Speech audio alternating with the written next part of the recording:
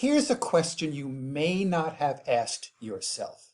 Is it more dangerous to take on more risk than you should with your portfolio, or not enough? The answer is, it all depends. And in this video, I will share with you how you can determine what is the proper amount of risk you should take as you enter into this next chapter of life called retirement. But before I do that, hit the subscribe button below and make sure you hit the notifications bell so you're alerted when we post new videos. So in the 7-step process that we've put together in my new book, Don't Outlive Your Money in Retirement, this is actually step number 3, and it's really important question that we get in terms of, now that I'm moving into the next chapter of life, what is the best amount of risk for me? So let's dive into that. In previous videos, I've talked about the importance of understanding the 2 different stages of financial planning. The accumulation stage, which is while you're working, where your goal is to accumulate as much money as possible so you can have a nest egg that will generate the income that you need as you enter the distribution stage, which is retirement. And in the distribution stage, as we think about money management, it's a very different thought process. Before, it was about it's okay to take on more risk because you want to grow that money. But now that you need to generate income in this new chapter of life, you need to think about your money management in relationship to how much income you need on a monthly basis. We call that the personalized investment benchmark. And I'll get into that in just a moment. But as you are approaching or just through this transition into retirement, our industry seems to call this the retirement red zone. You know, within 3 to 5 years, plus or minus, of retirement, you really need to be thinking about proper money management for the future. Let me share with you a story. Many years ago, I had a client who was with a company called Wang. And if you're about to retire, you'll probably remember the company Wang. Well, this individual came to me and he had about, $800,000, $900,000 of money in his 401k, and almost all of it, you guessed it, was in Wang stock. Back in those days, that's something that a lot of people did. And he was about 6 to 9 months before retirement, and I said to him, listen, I know you've done really well with the stock up until now, but it is a real risk. And I know he felt very comfortable with the stock because he worked at the company. And I've seen this in a number of different scenarios. I said, but you may be better off to pare down that risk as you go through now into retirement, because it's no longer about getting quantum leaps in your money. It's about getting income and protecting the principal with maybe some moderate amount of growth. Well, he didn't listen. And you know the rest of the story. It was within a year of his retirement, his irrevocable retirement, that the Wang stock took a nosedive. And it was an event that he was never able to overcome financially. So it's really important, as you start to take a look seriously at retirement, how you want to position the portfolio for the future in this new way of thinking, which is the distribution stage. So let me share with you how we talk to our clients with regards to investing and what we call the personalized investment benchmark. Now, during that accumulation stage, oftentimes the success or failure of your money management was gauged against some of the indexes, the S&P, the Dow, the EFA, whatever. And as they went, you would see how your portfolio went and decide whether or not you needed to make any adjustments. Now, though, it's completely different.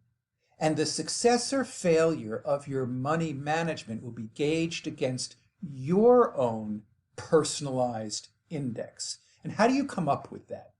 So let's back up for a moment. Let's assume you have $1 million portfolio, all right? And let's assume you need $8,000 per month to lead your life. That's the first step before you get into money management in terms of retirement. You need to understand what your cash flow situation is. So let's start off with the fact that you've gone through the planning exercise and you've come up with the fact that you need $8,000. Let's forget about taxes for the moment. That just complicates things. I want to keep it as simple as possible. So let's assume it's $8,000. So let's assume that you bring about $4,000 a month into the household for Social Security, which leaves $4,000 a month that you need. Okay?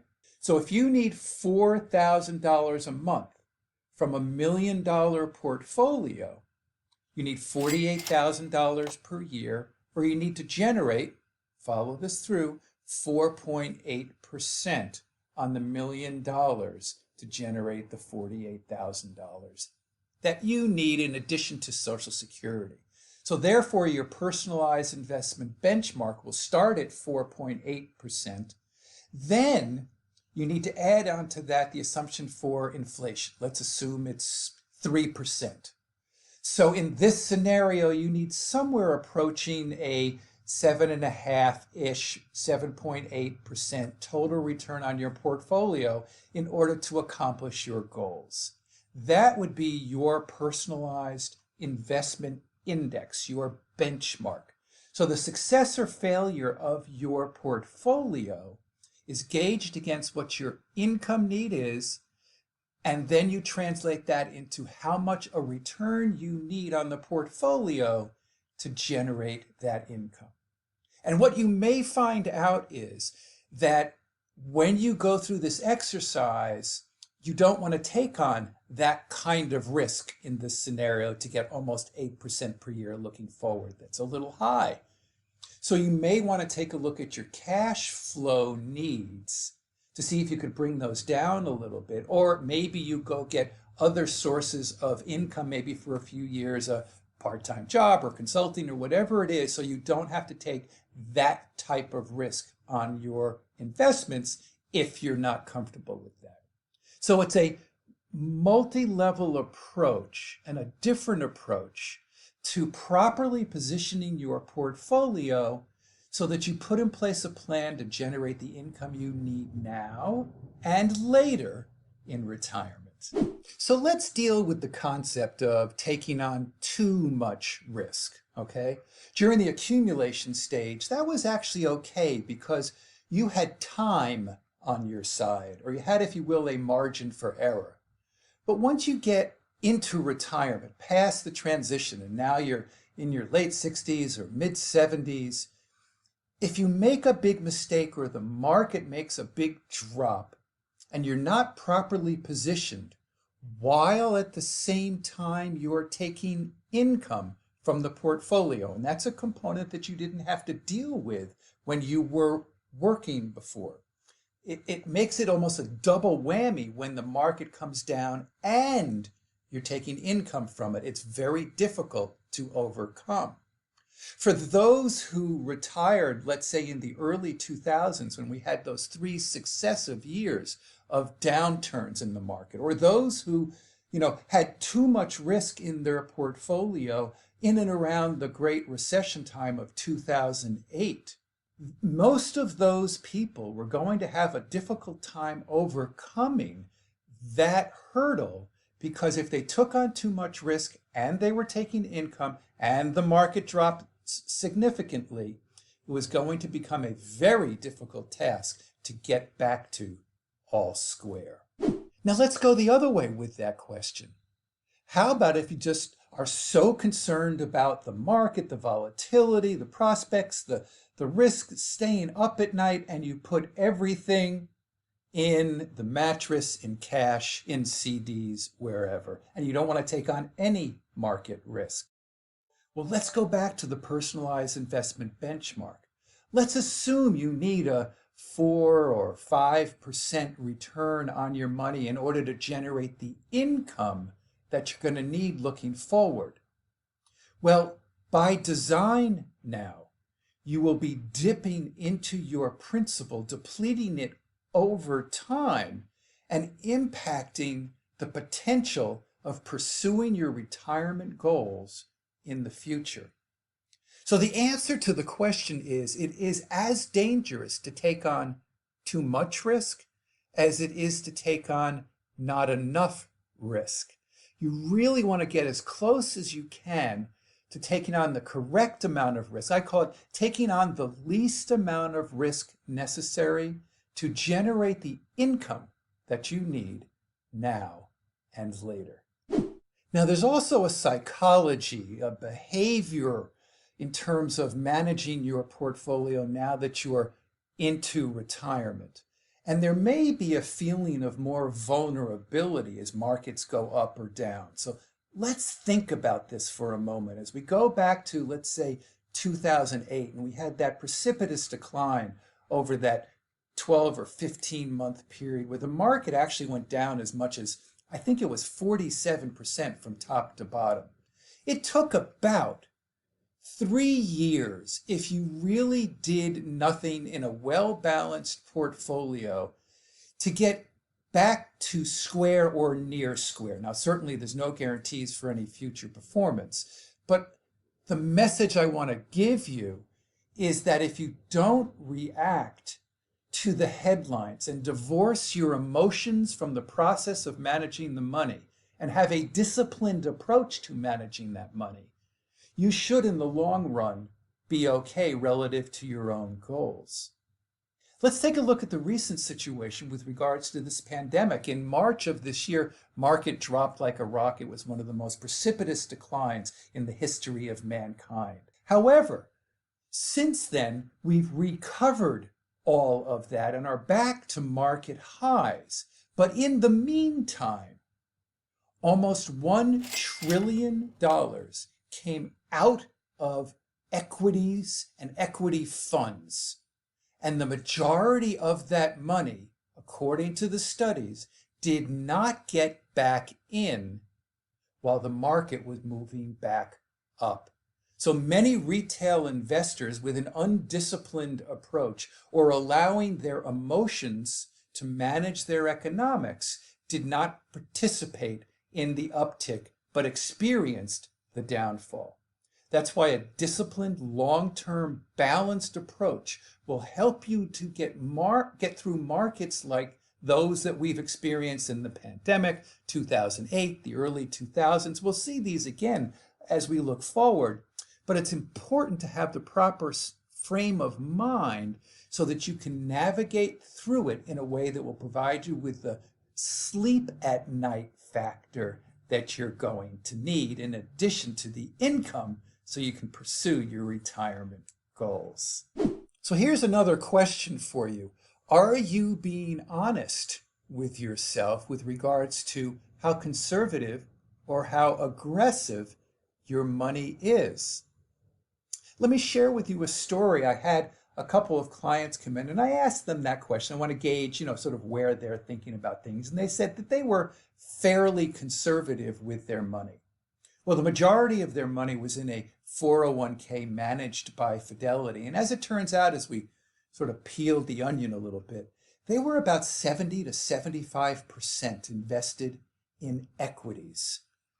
And when we talked through what their personalized investment benchmark was, and the fact they only needed about a 4 to 5% total return on their portfolio in order to pursue their retirement goals, they realized that they were taking on a more aggressive approach than they needed to, and we pared that risk down significantly so that they felt more comfortable with the volatility in the marketplace and that they could continue to pursue their goals as they had dreamed of in their retirement.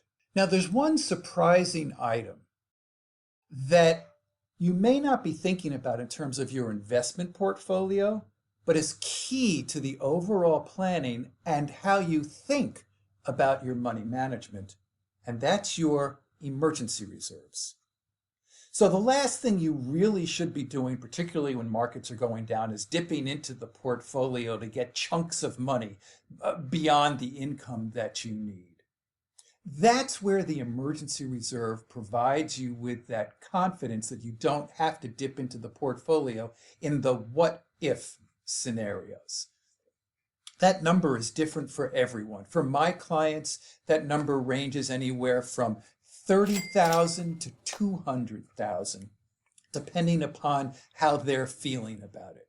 But having that money set aside, not earning anything, its value to you is to let you feel comfortable that you don't have to dip into the investment portfolio and undo it at the wrong time when you know you have some money here in reserves that you could dip into if you have that bucket list item or that what if, oh my gosh, I can't believe this happened scenario. So the emergency reserves will help to give you some of that sleep at night factor, if you will, to know that you can be disciplined with your approach over the long term with regards to your money management in retirement.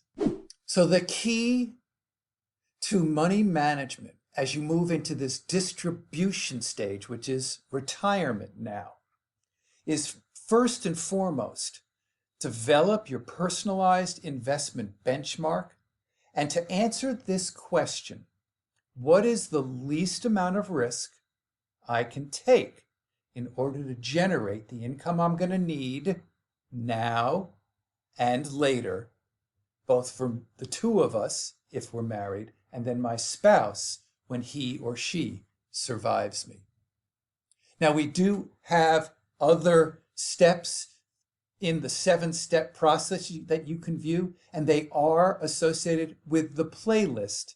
So please take a few moments to take a look at the rest of the steps. And I truly hope that you enjoy the retirement journey.